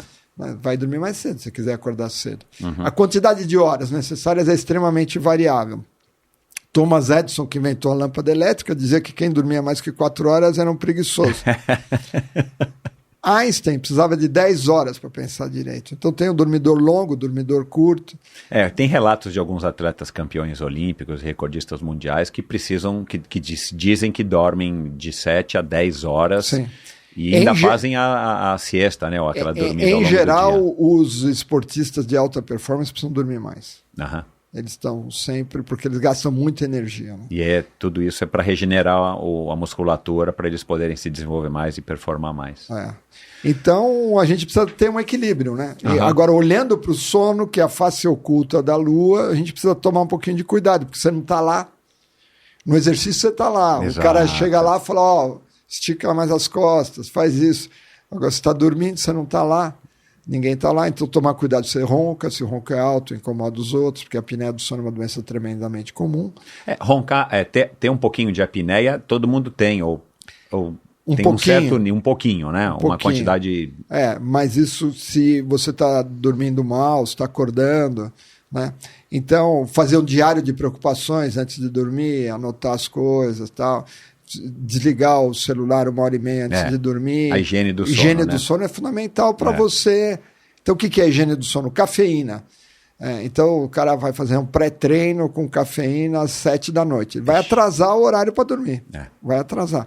Então, o ideal é tomar muito cuidado com cafeína, fazer exercício físico regular. Ou às vezes o sujeito até dorme rápido, mas o sono é ruim, né? O sono é de baixa qualidade. Exatamente. Ele dorme porque capota, mas aí o sono é de baixa qualidade. O exercício físico, não comer muito à noite, desligar os wearables 1h30 antes de dormir, ler talvez uma coisa tranquila, e eu acho que... Ligar um barulhinho da chuva. Além disso, o que funciona de verdade, e tem vários trabalhos, é meditação. Aí a meditação transcendental tem muita evidência científica, né? Você faz 20 minutos 2 vezes por dia, você ganha um mantra, você faz uma iniciação, você faz de manhã e não faz à noite antes de dormir. Você vai fazer na hora que está escurecendo, 6, 7... Curioso, não? Não, porque na realidade o que você está querendo é um estágio que... O que é a meditação?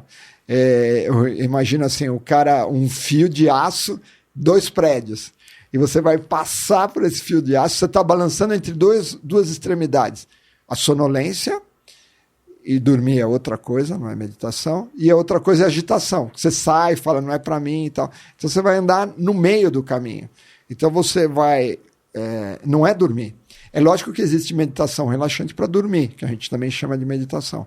Mas a verdadeira meditação é a vigília relaxada. Você está consciente dos teus processos internos para se familiarizar com a tua mente e não ser tão arrastado. Quanto menos arrastado e mais concentrado você for, você vai ser mais um Djokovic. Você vai ser um cara que, se é arrastado, você volta. Arrastado, você volta. Você vai desempenhar muito melhor o teu exercício físico. Você vai ser um cara melhor. Você vai ser mais feliz, tudo de bom, né? Mais saudável. Agora, então a pessoa tem que procurar um especialista do sono. Você recomenda isso? Para que possa fazer uma avaliação com Não, acho que não. A gente tem agora um método simplificado para o diagnóstico de apneia do sono, né, que é o Biologix, que é um oxímetro de alta resolução. Eu vou querer fazer, viu? Vambora. Depois a gente vai conversar, eu vou querer fazer. E sabe qual é o legal? A gente pode fazer várias noites. Então, né? Porque você faz uma polissonografia, deu isso. Você fala assim, pô, mas eu não dormi como eu durmo normalmente.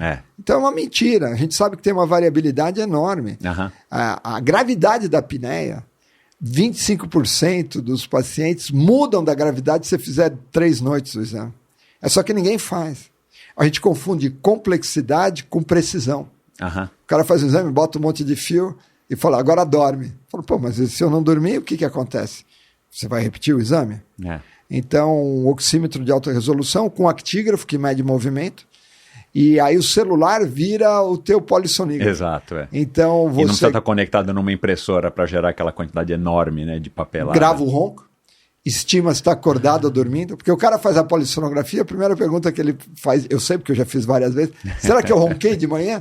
Será que eu ronquei? E o laboratório de sono não mede isso direito. Só que aqui não, está medido, está no teu celular, você ouve, tem um algoritmo que isola o barulho do ronco, né? E você pode ouvir. Então você pode novidade esse oxímetro de alta resolução? O Biologix foi o Tácito Almeida, que é um empreendedor serial. Ele fez painéis eletrônicos para o Amir Klink lá atrás, e depois ele trabalhou com... a última empresa dele foi uma empresa que monitorava máquinas agrícolas. Uau! E aí ele vendeu a empresa dele para John Deere. Uau! Aí ele falou que ele vendeu à noite, assim, ele ficou vários anos como joint venture, né? Depois ele saiu, ele tinha que sair. No dia seguinte ele estava numa planilha, assim, fazendo assim, não, agora nós vamos monitorar paciente. O cara não consegue parar, né?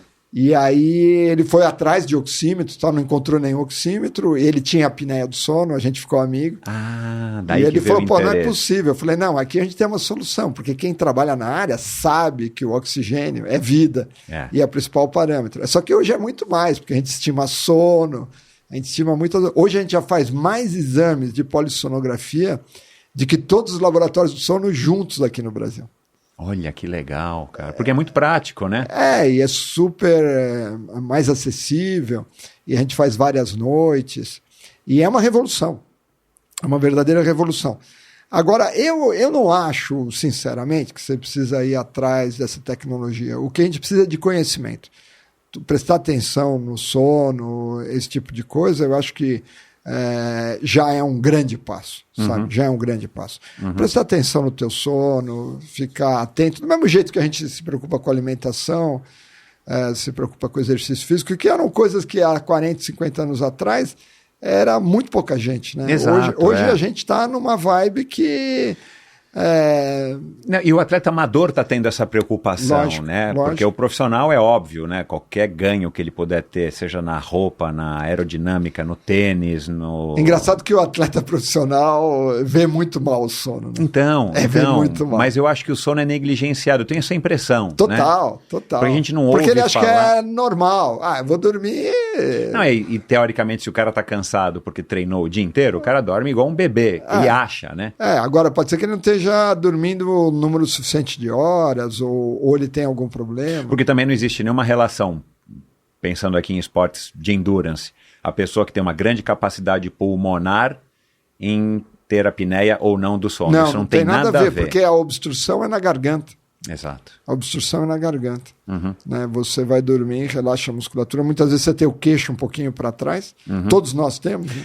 Você falou no começo que o nosso queixo está vindo cada vez mais para trás. A gente está perdendo o dente do siso. Se você acreditar na teoria da evolução. Não, sim, eu acredito. Entendi. Você vê... Vai ser uma questão evolutiva, pelo que os cientistas têm descoberto. A gente vai...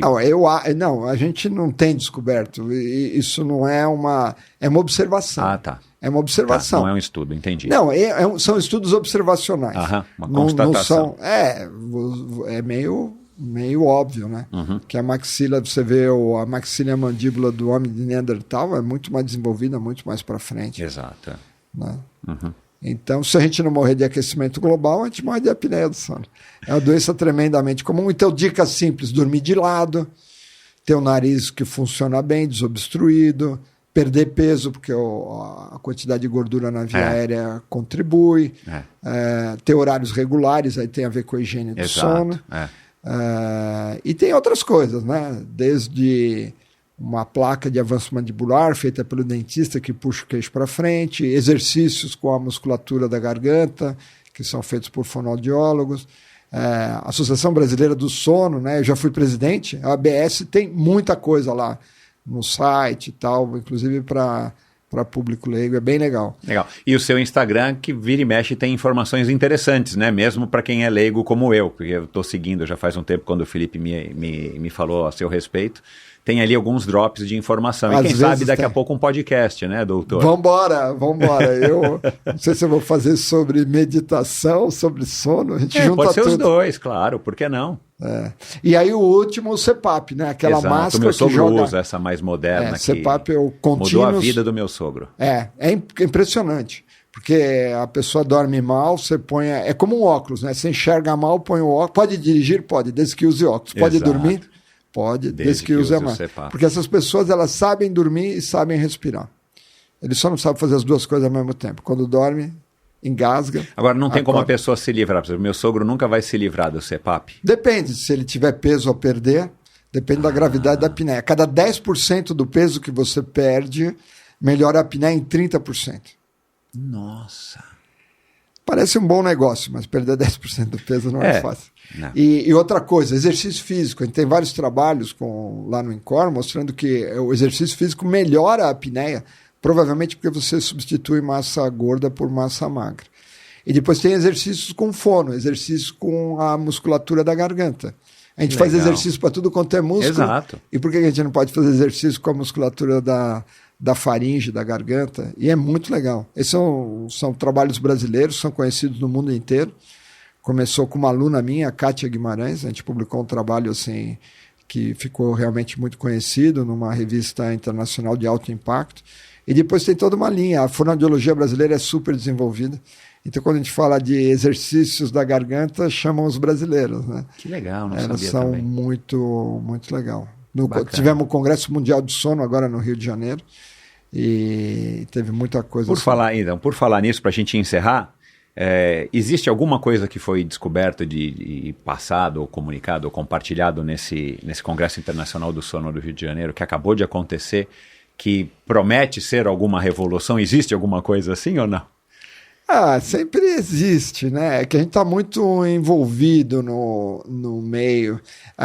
Eu vou falar de um trabalho publicado numa revista de alto impacto super legal. Existe um sistema que eu confesso eu não conhecia. Existe o sistema linfático, né? Que drena a linfa, tal, drenagem linfática. Então o cara que tem elefantíase, o pé daquele tamanho, a perna, o sistema linfático não está drenando direito a linfa, que são os resíduos. No cérebro não existem vasos igual ao sistema linfático, mas existe um sistema que foi batizado de glinfático. Ele drena a linfa através de um sistema de uma pressão negativa que se cria em torno dos vasos sanguíneos. Então é um sistema de drenagem também de limpeza. Eles estavam estudando ratos. E aí, de repente, esse sistema aumentava em 10 vezes. E eles estavam estudando outro assunto. E eles não entendiam o que era. Uhum. E aí eles descobriram o que era. Quando o rato dorme. Quando o rato dorme, esse sistema de drenagem aumenta em 10 vezes. Então, na realidade, é isso. O sono também é um momento de limpeza. Né? Higiene mental vai tomar um outro contexto daqui a pouco. Higiene assim, porque na realidade... Higiene mesmo. Os neurônios produzem uma energia enorme e produzem radicais livres, produzem toxinas. Você precisa... Então, se você ficar sem dormir, no limite, você acaba morrendo. Você morre por hipotermia. E os neurônios param de funcionar. Os neurônios param de funcionar, você simplesmente morre. E isso tem a ver também, provavelmente, todos esses conceitos com o risco de Alzheimer, porque você começa a acumular substâncias como beta-amiloide, talvez o sistema de drenagem não esteja funcionando direito. Né? Legal. E tem se falado muito desses wearables, né? O quanto que eles estão medindo o sono e tal, porque o futuro da medicina vai ser isso, né? Eles estão medindo tudo. O nosso celular está aberto, né? Se faz essa experiência, começa a falar assim, vamos fazer uma viagem para Bahamas. Começa a aparecer propaganda do Bahamas. Exatamente. Aonde você assinou isso, deve estar assinando num cantinho. Dizem que o Zuckerberg, quando ele faz uma reunião, todo mundo deixa o celular de fora. Porque ele sabe o tamanho da encrenca. Olha, que legal. Ele sabe. Dizem, eu não sei se é Não, verdade. mas esse assim, pelo menos o futuro agora, a médio, curto prazo, é isso, né? A telemetria, não sei como é que se de dá tudo. número. E a gente vai criar um novo conceito de medicina. Um novo conceito de saúde. Porque a gente tem medidas muito pequenas da tua saúde. Você vai lá, mede tua pressão arterial. Se eu quero medir, eu vou fazer um mapa. Você mede de 10 em 10 minutos. Agora imagine medir batimento a batimento ao longo da vida, né? Então vai surgir um novo conceito de saúde com os algoritmos, com inteligência artificial, por mecanismos que a gente nem vai entender. Fala assim, não faz isso que não dá certo. Agora, obviamente, o exercício físico exagerado, né? Você tá testando o teu limite, né? Você tem que saber que pode dar mal, né? Exato. Bom, doutor, muito obrigado, adorei. Biologix é o nome desse aparelhinho, tá espalhado no Brasil inteiro. Quem estiver fora, tem gente aqui em 144 países, quem quiser por acaso fazer uma avaliação do sono. Nós estamos no Chile, e agora no Congresso Mundial existe uma necessidade disso no mundo inteiro. Estamos provavelmente em algum momento recebendo um aporte para dar um salto quântico aí na biologia. Já estamos há 5 anos, já fazemos mais. O Einstein é investidor nosso, tem vários outros grupos interessados e a gente provavelmente vai dar um salto quântico aí, ajudando a melhorar a qualidade do sono da população. Que bom, eu vou querer fazer esse exame se tiver disponível aí para mim. Com eu vou certeza, querer fazer. Deixo na tua casa. Deixo aqui. É assim? Eu deixo aqui, você leva para casa, vê um videozinho, põe em casa à noite. Olha isso, e faz várias noites também para ver a variabilidade. Eu fui muito bem recebido no Instituto do Sono, é um hotelzinho ali de boa legal. Qualidade, né? Muito legal. Mulheres, as moças que me atenderam, Muito as enfermeiras, super legal. Mas, tive que dormir fora de casa, né? Aí você já fica preocupado com o horário. Eles mesmos, na pandemia, começaram a fazer exames simplificados, porque os exames simplificados já existem há muito tempo. E agora a gente está simplificando o simplificado. Exato, que bom. Com grande acurácia, porque existem estudos de validação contra a polissonografia. Bem legal. Que legal. Muito obrigado, adorei a conversa. E qual é o seu Instagram mesmo? Geraldo.Lorenzi. .filho? .filho? Bom, eu vou colocar no post do episódio de hoje lá no meu site, endorfinabr.com. Obrigado mais uma vez ao Felipe, né, que nos conectou, e obrigado pela sua presença aqui. Um abraço. Olha, estou encantado. Eu tinha te ouvido o podcast e tua voz é doce, né? Eu falei, nossa, ele foi feito para fazer isso. Meu Deus do céu, se a mamãe estivesse viva, ela ia ficar orgulhosa, coitadinha, que Deus a tenha. Doutor, muito obrigado, viu? Foi um prazer, muito simpático. Abração. Um abraço. E é isso então, espero que você também tenha curtido essa conversa. Se você quer ouvir aqui mais médicos, faça a sua sugestão, como fez o Felipe, não o Flávio, Felipe Albuquerque, como também me sugeriram o Franz Burini, e eu vou lembrar aqui, né, são esses dois médicos, o médico de hoje, do sono, teve o Dr. Luciano Rotella aqui também, que falou sobre sono, mais especificamente sobre sono e performance, mas também teve a doutora Fernanda Lima, que junto com a Patrícia Campos, nutricionista, também falaram, já faz aí uns 4, 5 anos, mas foi um assunto muito legal na época e continua sendo super atual, que é a síndrome do RED-S, que é uma síndrome que acomete muito pessoas que praticam muita atividade física. Já passou por aqui para falar de meditação, já que grande parte desse episódio de hoje foi sobre meditação. O Thiago Arruda, que também é um mestre aí especializado em meditação. E já passaram por aqui também a Carol Maier, para falar em apneia, né, que é recordista mundial, múltiplas vezes recordista mundial de mergulho em apneia. E a Tamara Klein, que agora mais recente, Tamara teve aqui ainda esse ano, para falar aí sobre as aventuras dela e as velejadas dela. E faz pouco tempo também, já que falei aqui agora de Tamara Klink, o Beto Pandiani, que esteve aqui agora faz poucas semanas, que também é um velejador e aventureiro aí de primeira grandeza, já atravessou aí grande parte aí das grandes travessias aqui das Américas. Então é isso. Dê um alô pro doutor, tenho certeza de que o doutor Geraldo Lorenzi vai ficar feliz. Dê um alô para ele, eu vou colocar aqui no post do episódio de hoje, como eu disse, um link pro Instagram dele. E se você quiser ouvir esse e todos os episódios do Endorfina, você pode ver e ouvi-los, a grande maioria, no YouTube. E para chegar no meu canal no YouTube, basta digitar EndorfinaBR, @EndorfinaBR no YouTube, ou através do meu site, o endorfinabr.com. Tem lá um atalho para você ir para o meu perfil no Instagram, para o meu canal no YouTube, e lá você assina a newsletter semanal, e lá você sabe como, você se informa como apoiar financeiramente esse projeto, já que é um projeto que depende também dos patrocinadores, depende dos ouvintes que podem e contribuem com uma quantia mensal para esse projeto. E é isso. Muito obrigado pela sua audiência. Até o próximo episódio do Endorfina, com mais um convidado ou uma convidada super interessante. Afinal de contas, quem é que não gosta de uma boa história, não é verdade? Obrigado e até lá. Obrigado por ouvir esse episódio do Endorfina. Acesse o endorfinabr.com, vá no post do episódio de hoje para conhecer um pouco mais sobre o meu convidado e alguns assuntos abordados em nossa conversa. Lá você ainda encontra todos os episódios do Endorfina.